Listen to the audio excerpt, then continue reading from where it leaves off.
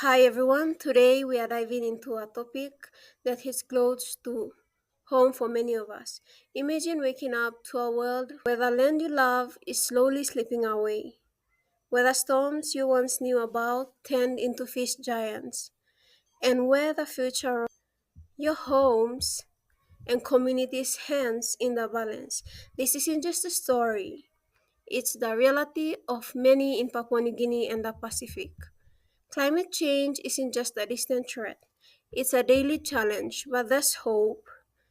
Together, we can explore and adapt, we innovate, and fight back. Let's take a closer look at what's happening and what we can do about it.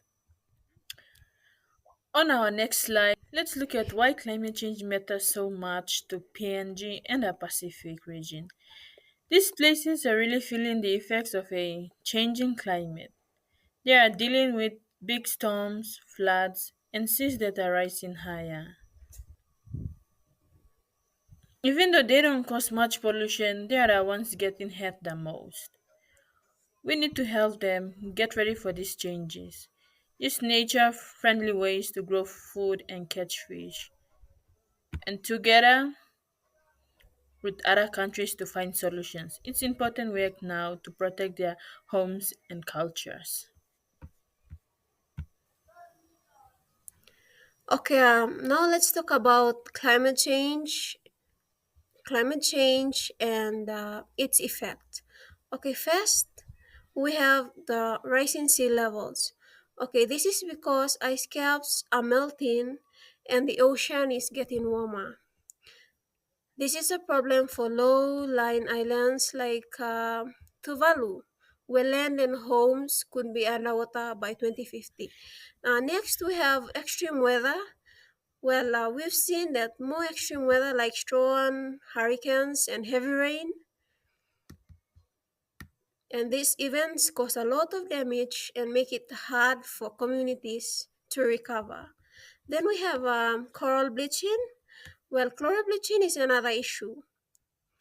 Warmer seas are killing corals, which hurts marine life and the people who depend on them for food and jobs. Well, we have food security. Food security is also at risk. Changes in weather are making it hard to grow crops, leading to food shortages and higher prices. Okay, the last one we have is health risk. Health risks are increasing. Well, heat waves and flooding can cause illnesses and put a strain on our health systems. We need to act now to protect our homes, our health, and our future. Addressing climate change brings many benefits. First, it raises awareness and educates people about sustainable living.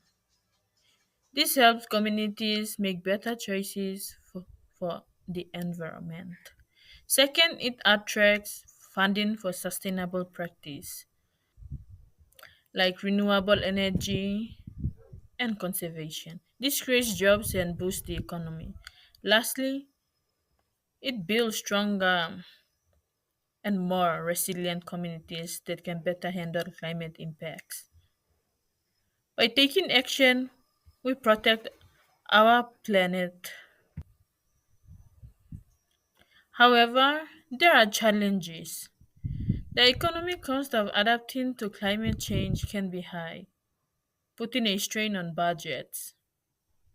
Communities may also face displacement due to rising sea levels and extreme weather upheaval.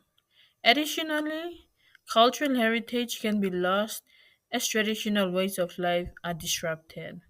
While these challenges are real, the long-term the long-term benefits of taking action are essential for sustainable future. Well, okay, climate change poses profound challenges to the people and communities of Papua New Guinea. There is ethical, legal, social implications. So, ethically, we must protect vulnerable island communities and preserve the rich cultural heritage that defines this region, ensuring a sustainable future for generations is our moral duty. While legally, it is crucial for Papua New Guinea and other Pacific nations to adhere to international climate agreements and develop robust national policies.